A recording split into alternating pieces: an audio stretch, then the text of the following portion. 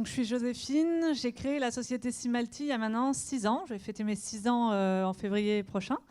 Donc ça fait déjà un petit moment, mais c'est une entreprise qui va doucement, que j'aimerais qu'elle aille plus vite, mais qui va pour l'instant doucement. Et j'espère que cette année, avec vous, m'aidera à passer un cap.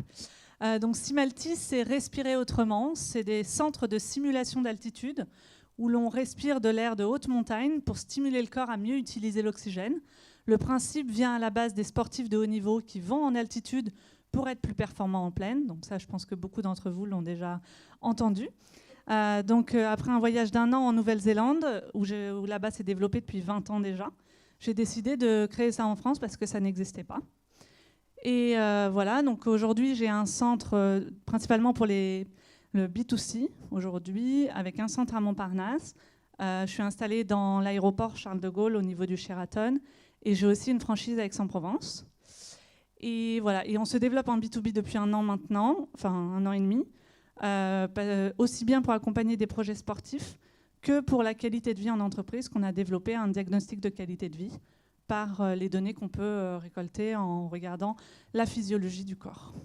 Donc c'est assez intéressant comme projet, parce que tu oscilles entre un business model B2C, B2B, oui. Franchise. Oui, il y a les trois, donc c'est assez large. Là, ce qui est assez intéressant, et c'est ce qu'on avait vu un peu l'année dernière, et ce qu'on va voir, c'est qu'il y a toujours une réflexion sur le business model, à un moment donné, qui se fait, et souvent les chiffres aident à orienter peut-être plus, d'aller plus vers un business model que de l'évolution. Ouais, j'aurais pas pu commencer directement par le B2B. Le B2C me permet d'avoir une notoriété aujourd'hui dans le milieu du sport et dans le milieu du bien-être, qui me permet aujourd'hui de pouvoir aller présenter le projet de manière concrète aux entreprises. Exactement.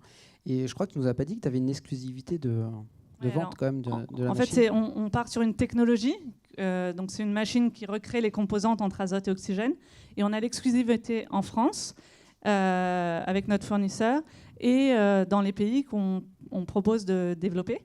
Parce que j'ai déjà des projets qui sont en cours à l'international, qui, à mon avis, iront peut-être plus vite même qu'en France, parce que l'innovation en France n'est pas toujours aussi évidente qu'on le croit. Donc voilà, il y a des projets en cours. Voilà. Et donc du coup, ça va m'aider justement aussi à lever des fonds, parce que je trouve qu'en France, ça ne va pas assez vite. Donc peut-être lever des fonds pour en France, pour pas se faire... je ne voudrais pas qu'à l'étranger, on aille plus vite que ce que j'ai fait en France déjà. Bon, je pense que les financiers ils vont s'amuser avec toi, et les heureux élus sont Gaël Le Moël et Nicolas Pommeret.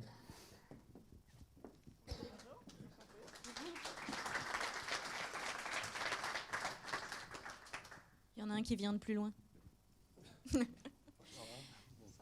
Alors vous êtes tous les deux un petit peu spécialistes quand même en business modeling, en déclinaison de stratégie d'entreprise. Donc ça va être un projet intéressant pour vous, parce que là on a déjà au moins 3 business models différents dans la même société quand même.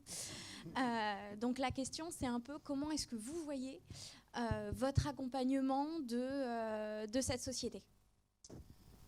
Alors effectivement, ce qui va être compliqué, c'est de prendre des décisions. Et de prendre des décisions, il y a effectivement quelque chose à faire avec le business modeling, arriver à poser des chiffres sur toutes ces décisions, arriver à rationaliser un peu le tout.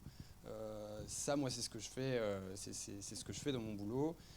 Mais je sais aussi qu'il n'y a pas que les chiffres.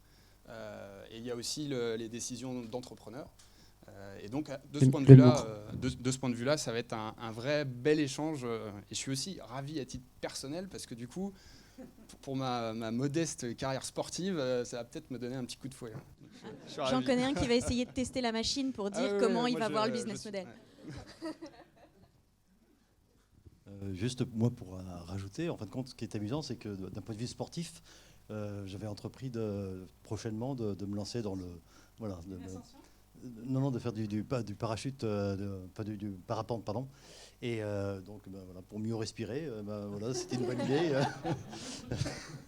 Pour la partie finance, ce sera effectivement à discuter ensemble. Je pense que ce sera très intéressant, effectivement, un projet super large. Et bravo. Bon, on vous souhaite une bonne bouffée d'oxygène alors.